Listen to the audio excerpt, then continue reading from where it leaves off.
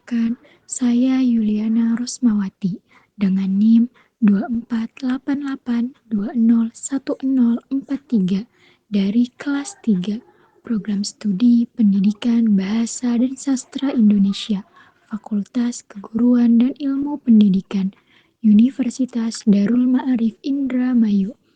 Video ini dibuat untuk memenuhi tugas mata kuliah pembelajaran membaca dosen pengampu Ibu Fitri Mutmainnah MPD. Di video ini akan membahas resensi novel yang berjudul Daun yang Jatuh Tak Pernah Membenci Angin, karya Terelie. Novel ini terbit pada tahun 2010 di Jakarta, diterbitkan oleh Gramedia Pustaka Utama dan memiliki tebal sekitar 246 halaman. Novel ini menceritakan tentang Tania, seorang anak berusia 8 tahun yang ayahnya meninggal. Tania memiliki seorang adik bernama Dede yang baru berusia 3 tahun. Setelah ayahnya meninggal, mereka hidup dengan ibunya di sebuah rumah kardus. Kehidupan mereka sangat sulit. Mereka bahkan tidak mampu untuk membayar uang kontrakan rumah dan biaya sekolah. Keseharian Tania dan Dede adalah mencari uang dengan mengamen dari satu bis ke bis lain. Tania kemudian bertemu seseorang yang ia anggap sebagai malaikat, yaitu Danar. Danar begitu baik dengan membantu kehidupan keluarga Tania. Ia mengajak Tania, Dede, dan ibunya untuk tinggal di rumah kontrakan yang biayanya ditanggung oleh Danar. Berkatnya pula, Tania dan Dede bisa melanjutkan sekolah. Kemudian, Danar menjadi sangat dekat, bagaikan keluarga. Seiring berjalannya waktu, hubungan Danar semakin dekat dengan Tania. Hingga suatu hari, Danar membawa perempuan yang bernama Ratna ke rumah, yang membuat hati Tania kesal. Ketika hari kelulusan Tania dari sekolah menengah atas di Singapura, Dede, Danar, dan Ratna menghadiri acara tersebut. Tania lulus dengan prestasi yang baik. Ia mendapatkan kursi kelas terbaik di National University of Singapore. Saat itu pula Danar memberitahu Tania bahwa ia akan menikah dengan Ratna. Sejak itu, Tania memutuskan untuk tidak kembali pulang ke Indonesia dan tidak menghadiri pernikahan Danar. Tania menganggap Danar mencintainya, namun kenyataannya tidak seperti itu. Padahal Tania menjadi yang terbaik untuk Danar. Perlahan, sikap Tania kepada Danar berubah. Tania seakan menghindar dari Danar dan bersikukuh untuk tidak ingin datang ke pernikahan Danar. Hal ini membuat Danar gelisah hingga calon istri Danar yakni Ratna memutuskan untuk menemui Tania di Singapura. Namun hasilnya pun sia-sia. Setelah pernikahan Danar dengan Ratna, Tania maupun Danar tidak pernah saling berhubungan satu sama lain. Tania mengalihkan kesedihannya dengan aktif bekerja, mengikuti organisasi, hingga membuka sebuah toko kue di Singapura. Beberapa bulan kemudian, Tania mendapat kesempatan untuk berlibur. Tania memutuskan pulang ke Indonesia tanpa memberitahu siapapun.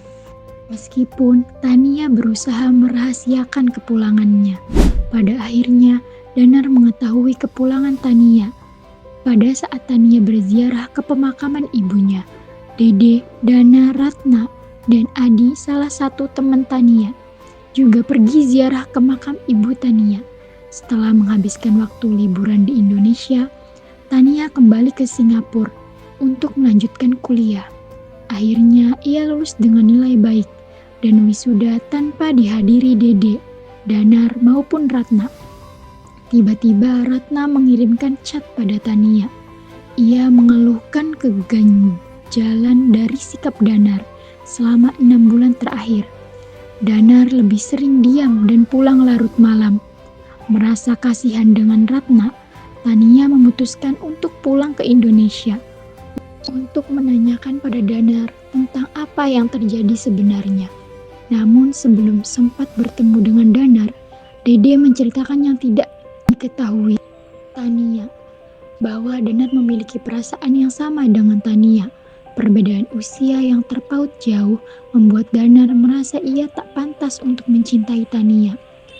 Tania menemui Danar dan menanyakan kebenaran yang diceritakan Dede tentang perasaannya. Tania memberitahu Danar tentang perasaan yang ia miliki. Akhirnya mereka mengetahui bahwa mereka memiliki perasaan satu sama lain. Namun semuanya telah terlambat. Danar telah menikah dengan Ratna dan Ratna sedang mengandung anak Danar. Tania memutuskan untuk kembali ke Singapura untuk memulai kehidupan kembali dan melupakan seluruh cerita cintanya. Menurut saya kelebihan dan kekurangan novel ini, kelebihan dari buku ini ditinjau dari isinya, buku ini sangat menarik karena memberikan pesan dan motivasi para pembacanya. Banyak pesan yang terkandung dalam buku ini. Alur dari cerita ini mudah dipahami. Cerita ini mampu membuat pembaca larut dalam cerita. Ditinjau dari fisiknya, buku ini memiliki sampul yang menarik.